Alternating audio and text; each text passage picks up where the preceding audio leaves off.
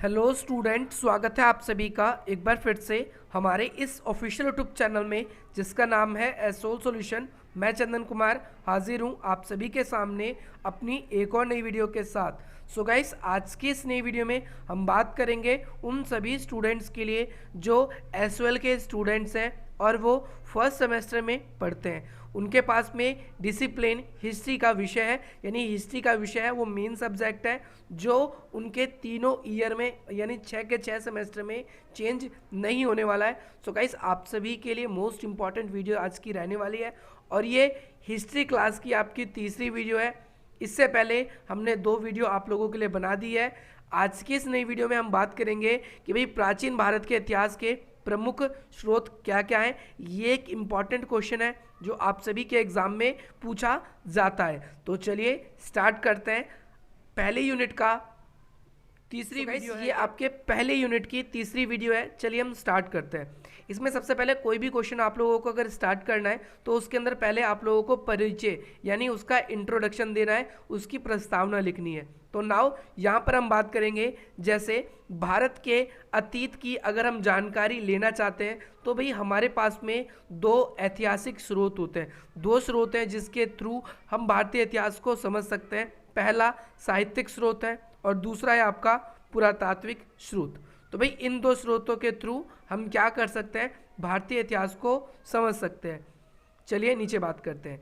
अब हम और भी आगे बढ़ते हैं। इसमें ये बताया गया है कि भाई हम अगर हमारे पास देखें तो ऐतिहासिक जो इतिवृत्त है वो घटना के क्रम या तारीख के अनुसार नहीं है, यानी जो पुराने इतिहास की हमारे पास जिन चीज़ों को हम बेस बना के अपने इतिहास का हम अध्ययन करते हैं तो हर एक चीज़ हमें क्रम के अनुसार नहीं मिली। कुछ इतिहास हमारे पास प्राचीन भारत के ऐसे भी हैं जिसमें शासकों ने लिखित रूप से कोई भी वृत्तांत या फिर इतिवृत्त नहीं छोड़ी। इस वजह से हम क्या करते हैं कि भाई इसका मतलब ये नहीं कि हमारे पास में इतिहास की जानकारी के स्रोत नहीं है। हम क्या करते हैं कि हमें उस समय की जो भी प्रथाएं थी प्रचलित, उस समय के जो भी अवशेष थे या उस समय की जो भी मान्यताएं थी उनको आधार बनाकर हम इतिहास की रचना करते हैं, इतिहास का प्रारंभ करते हैं, इतिहास को लिखना शुरू करते हैं। लिखित ब्यौरे आज भी प्राचीन भारत में हमें बहुत कम मिलते हैं क्योंकि हम वैदिक काल से पहले के इतिहास की भी बात करते हैं जिसमें हड़प्पा सभ्यता है और हड़प्पा सभ्यता के इतिहास का हमारे पास में सिर्फ अवशेष और हमारे पास में उनके द्वारा जो भी पुरा स्थल पर चीज़ें मिली है उन्हीं का ही हम इस्तेमाल कर पाते हैं। जैसे पुरा स्थल पे हमें बहुत सारी ऐसी चीज़ें मिली हैं, हमें यहाँ पर हमें ध्यान रखना है सिक्के, स्मारक, शिलालेख या फिर मृत भांड, उनके द्वारा त्यागे गए वस्त्र आभूषण, उनकी कब्रें, इन सब को ध्यान में रखकर ही हम क्या करते हैं, इतिहास का अध्ययन करते हैं और इतिहास लेखन का कार्य भी करते हैं। आप लोगों को ये भी याद रखना है।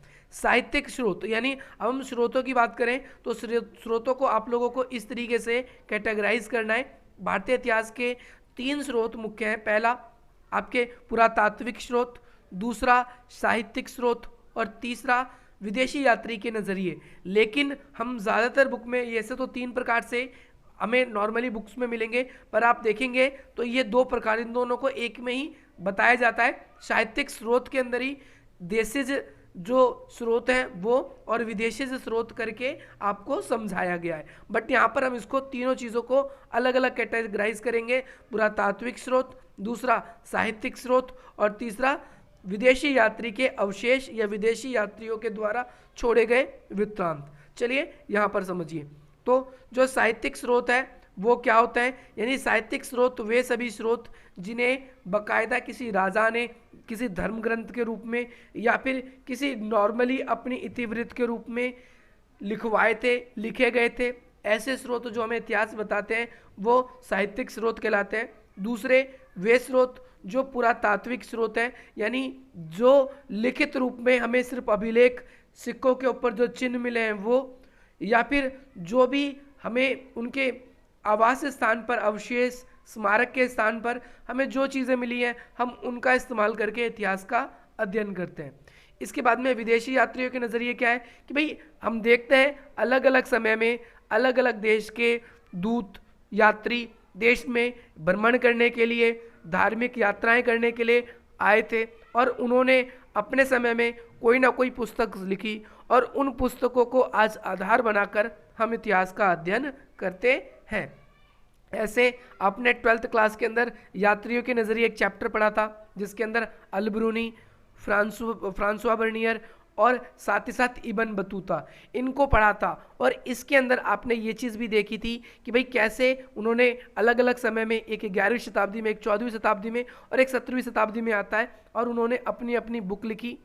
और उन बुक्स को अगर आज हम पढ़ते हैं तो वो अपने समय का हमें इतिहास ज़रूर बताती है। तो इस तरीके से आप लोगों को ये समझ जाना है। ये हम एक एक करके, पहले आज की इस क्लास में हम सिर्फ साहित्यिक स्रोतों के बारे में बात करेंगे, अच्छी तरीके से बात करेंगे। अगर आपके पेपर में सिर्फ साहित्यिक स्रोत आ जाए तो आप लोग सिर्फ, अभी ये पोर्शन हमारा कंप्लीट हुआ है, अभी विदेशी यात्रियों का पोर्शन कंप्लीट नहीं हुआ है। विदेशी यात्रियों का जो ये पोर्शन है इसको हम अगली वीडियो में करेंगे। साहित्यिक स्रोत में हमारे पास में जो देशज साहित्य है इसके बारे में बात करेंगे। तो आप लोग अपने एग्जाम में भी अगर ऐसे डायग्राम बनाएंगे तो आप लोगों को कम भी लिखना होगा और टीचर को अच्छी तरीके से आप एक्सप्लेन भी कर पाओगे। तो हम क्या देखते हैं, साहित्यिक स्रोतों को 2 वर्गों में विभाजित किया जा सकता है। पहला देशज साहित्य, यानी वे लोग जिन्होंने, हमारे देश के लोगों ने ही अपने अतीत में कुछ ना कुछ लिखा था, चाहे वो धार्मिक साहित्य था या फिर वो गैर धार्मिक साहित्य था, वो अपने समय का आज हमें इतिहास बताता है। दूसरा विदेशी यात्रियों के साहित्य, विदेशी यात्री जो हमारे टाइम पे हमारे देश में ट्रैवल करने आए थे, उन्होंने अपनी डायरीज लिखी, बुक लिखी, और वो हमें आज अपने समय का इतिहास बताती है। तो ऐसे ही देशी साहित्य को हम 2 वर्गों में विभाजित करते हैं। देशी साहित्य का एक्सप्लेनेशन ये होगा कि ये वे साहित्य जो हमारे देश के विद्वानों या प्राचीन कवियों या फिर देश के साहित्यकारों के द्वारा जिनकी रचना हुई। तो अब इनको भी 2 वर्गों में विभाजित किया जाता है। पहला धार्मिक ग्रंथ, यानी वे ग्रंथ जो धार्मिक थे और वो आज हमें इतिहास के पुनर्निर्माण में सहायता करते हैं। तो हम बात करें अधिकतम प्राचीनतम जो साहित्य हैं जो इतिहास लेखन में हमारी मदद करते हैं, वो ज़्यादातर आपको कैसे मिलेंगे, धार्मिक साहित्य ही मिलेंगे, धार्मिक प्रवृत्ति के साहित्य मिलेंगे, परंतु उन्हें इतिहास को समझा जाए इस प्रवृत्ति में नहीं लिखा गया था। समझाता हूँ मैं आप लोगों को कि जैसे हमारे पास में वेद, वेदांग, पुराण, उपनिषद है ना, इस तरीके से रामायण, महाभारत ये तो है, लेकिन उन्हें जब लिखा गया तो ये समझ के नहीं लिखा गया था कि आने वाले समय में जो लोग होंगे वो इसे एक ऐतिहासिक ग्रंथ के रूप में यूज़ करेंगे। वो बस अपने समय में जैसी घटनाएं घटी हैं उनका हमें इतिहास देते हैं। अब भाई देखो, धार्मिक साहित्य को भी हम 3 वर्गों में विभाजित करते हैं, धार्मिक ग्रंथों को भी हम 3 वर्गों में विभाजित करते हैं। पहला वे ग्रंथ जो ब्राह्मणों के द्वारा लिखे गए, दूसरा वे ग्रंथ जो बौद्ध धर्म के या बौद्ध के अनुयायियों के द्वारा लिखे गए, और तीसरे वे ग्रंथ जो जैन धर्म के द्वारा लिखे गए। इस तरीके से इन 3 वर्गों में हम क्या देखते हैं, हम ब्राह्मणी धार्मिक ग्रंथ जो है उनको विभाजित करते हैं। तो ब्राह्मण साहित्य कौन कौन से, तो वेद है, वेद में 4 वेद हैं, आप लोगों को पता रहना चाहिए, आपने 12th क्लास में पढ़ा है। जैसे पहला ऋग्वेद, दूसरा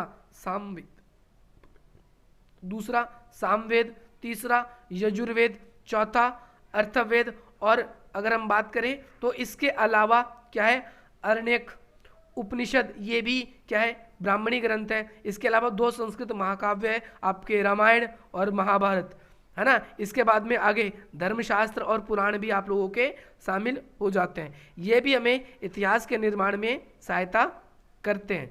तो हम क्या देखेंगे कि वेद हमें आर्यों के समय का इतिहास बताती है। आर्यों के समय में धर्म कैसा था, दर्शन कैसा था, उनके समाज कैसे थी, कैसी वेदिकाएं थी, किन देवी देवताओं को पूजते थे। वेद हमें अपने समय का ये इतिहास प्रस्तुत करते हैं। तो वेद के अंदर आपके 4 वेद हैं, चारों वेद अलग अलग हैं। वैसे तो आपको वैदिक टाइम पीरियड पूरा पढ़ना ही है, तो उसके अंदर हम इसके बारे में डीप से बात करेंगे। बस आपको वेद के बारे में ये याद रखना है। इसके अलावा जो अरण्यक है, अरण्यक क्या करता है कि विभिन्न जितनी भी बलि देने की प्रथाएं थी, है ना, उन सब के बारे में अगर हमें जानकारी मिलती है तो हमें वो अरण्यक से मिलती है। अगला है उपनिषद। उपनिषद क्या है, एक दार्शनिक साहित्य है जो हमें क्या करता है, बारीकी से आत्मा और ब्राह्मण की अवधारणाओं को प्रस्तुत करता है। यानी उपनिषद क्या करता है, ब्राह्मण की अवधारणाओं को हमारे सामने स्पष्टीकरण करता है। अगला है वेदों की रचना। तो भाई वेदों की बहुत बाद, आगे चल के वेदों के बाद में एक ऐसी पीढ़ी भी आई, देखो ज़्यादातर एक समय पे जो वेद लिखे गए तो उस समय जो वेद थे ज़्यादातर लोगों ने पढ़े नहीं थे। वेदों का ज्ञान जो है मौखिक रूप से एक व्यक्ति से दूसरे व्यक्ति तक गया। वेदों को उस समय लोगों ने इस तरीके से समझा, लेकिन आगे चल के जैसी लेखन कला काफ़ी प्रभाव में हुई, तो हम देखते हैं इतिहासकार वेदों की रचना कब हुई। तो वेदों की रचना लगभग सबसे प्राचीनतम वेदों में आपको ऋग्वेद पहला वेद याद रखना है, उसकी रचना 1500 से 1000 ईसा पूर्व में हुई थी। और इसके बाद में आगे चल के जो अन्य वेद हैं आपके, जिसमें यजुर्वेद, अर्थवेद, सामवेद, उनको पूरा का पूरा रचना इस काल में हो गया था, वैदिक पीरियड में। और इसके बाद में 1000 से 1500 ईसा पूर्व जो है इसे उत्तर वैदिक काल कहा जाता है। उत्तर वैदिक काल का मतलब क्या है, वैदिक पीरियड जब खत्म हो जाता है तो उत्तर लगता है। इतिहास में आपको दो चीज़ें ध्यान रखना है, कभी भी आप इतिहास की किताबें पढ़ेंगे, नोट्स पढ़ेंगे, तो उसके अंदर आपको एक बार उत्तर काल मिलेगा, यानी उत्तर लिखा होगा, और एक पूर्व लिखा होगा। तो पूर्व का मतलब तो सब समझ जाते हैं कि पहले की बात हो रही है, उत्तर का मतलब किससे होता है, तो उत्तर का मतलब बाद से होता है। आप लोगों को ये याद रखना है। इसके साथ साथ हम देखेंगे भाई वेदों की रचना जो है संस्कृत भाषा में हुई थी, और बहुत ही जटिल था ये, बहुत ही कम लोग जो थे वो वेदों को समझ पाते थे, और इसीलिए आगे चल के वेदों को आसानी से समझा जाए इसके लिए सन 600 से 200 ईसा पूर्व में वेदांगों की रचना की गई। ठीक है, तो वेदों को आसानी से समझा जाए इसके लिए वेदांगों की रचना की गई, और इसमें 6 संख्या है वेदांगों की। कौन कौन सी? उसमें शिक्षा, कल्प, व्याकरण, निरुक्त, छंद और ज्योतिष, इन 6 चीज़ों का वर्णन है। आप लोगों को ये 6 की 6 चीज़ें याद रखनी है। अब हम बात करेंगे अपने कुछ महाकाव्यों के बारे में, जो कि हमारे महाभारत और रामायण है। तो भाई, और महाभारत, रामायण और पुराण, ये 3 चीज़ें हैं। इन तीनों की रचना अगर हम देखें तो भाई ईसा पूर्व से लेकर 4वीं शताब्दी ईस्वी तक हुआ। और महाभारत की रचना जो है, महाभारत की बात करेंगे हम पहले। महाभारत की रचना जो है वो व्यास जी ने करी, ऐसा संभावता माना जाता है। और इसे क्या है, 10वीं ईसा पूर्व से लेकर, देखो 10वीं ईसा पूर्व से लेकर 4वीं ईस्वी तक इसकी रचना में हुई, ऐसा कहा जाता है। अब यहाँ पर आप लोगों के लिए बहुत इंपॉर्टेंट चीज़ें मैं आपको बताने वाला हूँ। यहाँ पर ध्यान रखना है कि जो महाभारत था उसके अंदर पहले 8800 श्लोक थे, और इसका नाम शुरू में जयस था। और इसका अर्थ होता है, जयस का जो अर्थ होता है विजय संबंधित संग्रह। बाद में आगे चल के इसके अंदर 24,000 श्लोक हो गए, यानी इसमें परिवर्तन किया गया ताकि लोग जो है इसे और आसानी से पढ़ सकें। पहले 8,500 लगभग आप देख रहे हो श्लोक है, फिर 24,000 श्लोक हो गए, ताकि श्लोकों को ईजी कर दिया गया ताकि और लोग इसको ईजिली पढ़ सकें। और उस समय इसका नाम जो है भारत प्रसिद्ध हुआ। भारत क्यों प्रसिद्ध हुआ? क्योंकि आप सभी को पता है कि भाई इसके अंदर जो भरत राजा है उसके वंशजों की गाथा का वर्णन किया गया है, इसीलिए इसको भरत कहा गया। और आगे चल के जो ये महाभारत है 24,000 से इसमें और परिवर्तन हुए, और इसे इजी किया गया, और इसके अंदर श्लोकों की संख्या अब कितनी हो गई, वो कितनी संख्या होगी श्लोकों की संख्या? श्लोकों की संख्या होगी 1 लाख। और इसे आगे चल के 2 नाम देते हैं, एक तो महाभारत और दूसरा आपका सत्य साहसी संहिता भी इसको कहा जाता है। तो आपको याद रखना है, सत्य साहसी संहिता भी इसको कहा जाता है। अगर हम बात करें महाभारत की, तो महाभारत संभवतः उत्तर वैदिक काल का माना जाता है, यानी उत्तर वैदिक काल के बाद इसकी रचना हुई। और इसके अंदर 2 व्यक्ति या 2 तरीके के परिवार जो थे, कौरव और पांडव थे, तो ये चचेरे भाई, इनके ही युद्ध की कथा इसका वर्णन किया गया है। अब हम बात करेंगे आगे रामायण के बारे में। तो भाई रामायण की जो रचना है वो मूलतः किसने? वाल्मीकि जी ने करी, और शुरुआत में इसमें 6,000 श्लोक थे।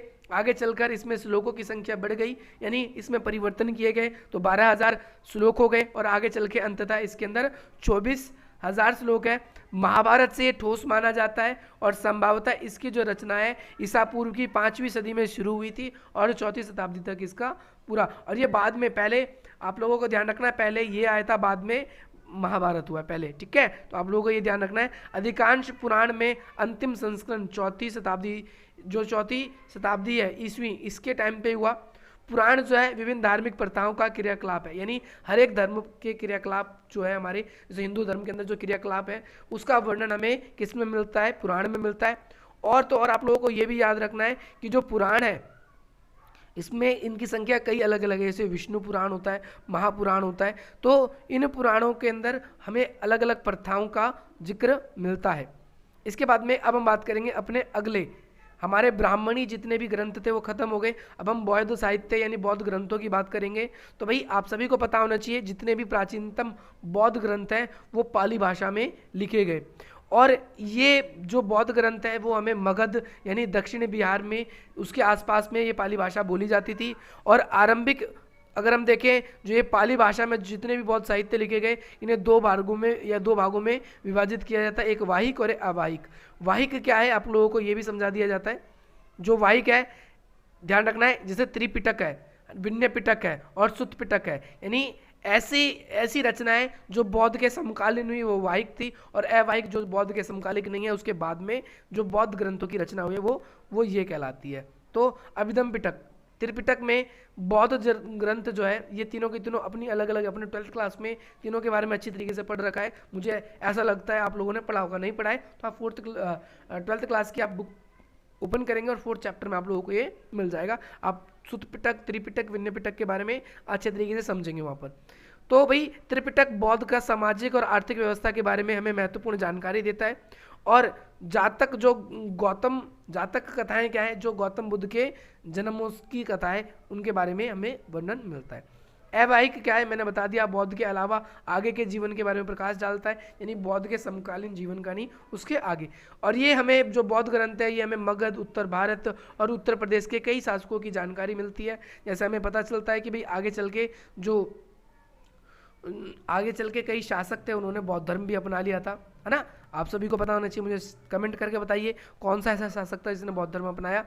फिर आगे हम बात करते हैं जैन धर्म की। तो भाई जैन ग्रंथ की रचना क्या है, प्राकृत भाषा में हुई और ईसा की 6ठी शताब्दी में गुजरात के वल्लभी नगर में इन्हें अंतिम रूप में संकलित किया गया। आप सबको पता होगा जैन जो है बौद्ध धर्म से भी पुराना है। उसके जो 24वें तीर्थकर थे वो कौन थे मुझे कमेंट करके बताइए। तो वर्धमान महावीर थे। महावीर ने इनमें 5वां वर्त जोड़ा था, आप सबको पता है। और इन्होंने भी अपने उन ग्रंथों के अंदर क्या है, बिहार और उत्तर प्रदेश के राजनीतिक इतिहास या अपने समय के समाज या आर्थिक जीवन के बारे में हमें वर्णन मिलता है। आप लोगों को ये याद रखना है। स्टूडेंट्स नाउ अब हम बात करेंगे जैन साहित्य के बारे में, तो हमने बात कर ली। अब हम करेंगे धर्मोत्तर साहित्य, यानी ऐसे साहित्य जो धर्म के अलावा थे और वो भी अपने समय के इतिहास को बताते हैं। तो ज़्यादातर धर्मोत्तर साहित्य धर्मशास्त्र यानी आपके जीवन चरित्र, इतिहास, राजनीतिक, व्याकरण, शास्त्रीय, संस्कृति, साहित्य, इन सब से संबंधित थे। धर्मोत्तर साहित्य आप लोगों को ध्यान रखना है, ये ज़्यादातर राजाओं के जीवन चरित्र, राजाओं के इतिहास, अपने समय के राजनीतिक व्यवस्था, व्याकरण या शास्त्रीय संस्कृति कैसा था, इन सब के बारे में हमें जानकारी मिलती है।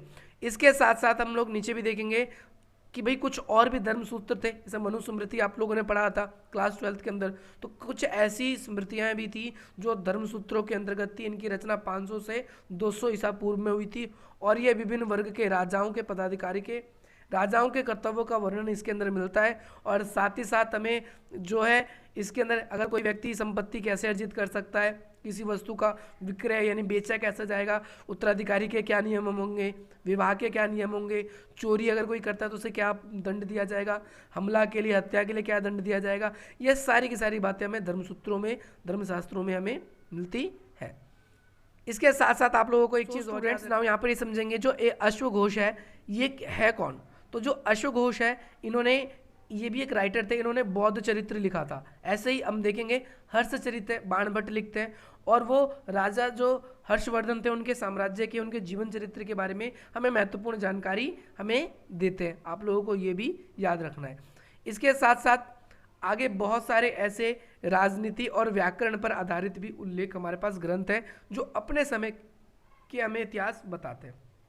जैसे कौटिल्य का अर्थशास्त्र, ये भारत का मौर्य साम्राज्य का सबसे महत्वपूर्ण विधि ग्रंथ है। किस तरीके से राजा शासन करेंगे, किस तरीके से शासन पद्धति चलाई जाएगी, इन सब का वर्णन मिलता है। और इसके 15 अधिकरण यानी 15 खंडों में से विभाजित किया गया है, जिसमें से 2 और 3 काफ़ी पुराने हैं। और ऐसा लगता है कि ये जो अर्थशास्त्र है इसकी रचना काफ़ी लंबे समय तक होती रही थी, किसी एक कौटिल्य ने ही इसकी रचना नहीं करी थी। अब आप बोलेंगे किसी एक कौटिल्य का मतलब किससे है, यानी ये एक पद का नाम है, जो भी वहाँ का महामंत्री होता था उसे कौटिल्य नाम दिया जाता था मौर्य काल में। हम मौर्यकालीन समाज की अर्थतंत्र की झलक हमें इसी से मिलती है और इसमें प्राचीन भारतीय राजतंत्र तथा अर्थव्यवस्था का अध्ययन हमें आसानी से हो जाता है। यानी हम वहाँ का शासन तंत्र कैसा था, अर्थव्यवस्था कैसी थी, उनका समाज कैसा था, ये सारी चीज़ें हमें जानकारी वहाँ से मिल जाती है।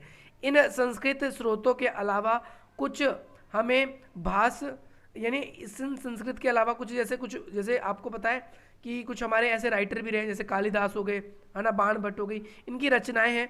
इनकी रचनाएं भी हमें क्या करती है, अपने समय का इतिहास बताती है। जैसे कालिदास का सबसे महत्वपूर्ण काव्य और नाटक लिखते थे वो, उनका सबसे महत्वपूर्ण जो काव्य है अभिज्ञान शकुंतलम है, जिसमें इन्होंने बहुत ही ज़्यादा अच्छे तरीके से बताया है कि किस चीज़ का अभिज्ञान शकुंतलम में आप लोगों का वर्णन किया गया है। तो इसमें इन्होंने राजा की लव स्टोरी को बहुत अच्छी तरीके से एक्सप्लेन किया है। किस राजा की लव स्टोरी को एक्सप्लेन किया है ये मेरे को आप बताएंगे। इसके साथ साथ हम देखेंगे कि कई रचनाएं ऐसी हैं जो गुप्त साम्राज्य के बाद की हमें भी जानकारी मिलती है। तो भाई हम देखेंगे तो कुछ संस्कृत में भी है ऐसी रचनाएं, और कुछ संस्कृत के अलावा अन्य भाषाओं में भी है। तो जैसे हमने देखा कि कुछ ऐसे ग्रंथ थे जो हमारे ब्राह्मणीय या फिर हम कहें धार्मिक तंत्र से आधारित नहीं थी, या धर्म से संबंधित नहीं थी, तो ऐसे ही कुछ रचनाएं हमें ऐसी मिलती है जो तमिल भाषा में भी थी। संगम साहित्य आप सभी को पता है, आप लोगों को पढ़ना भी है संगम वंश के बारे में, संगम कालीन समाज के बारे में।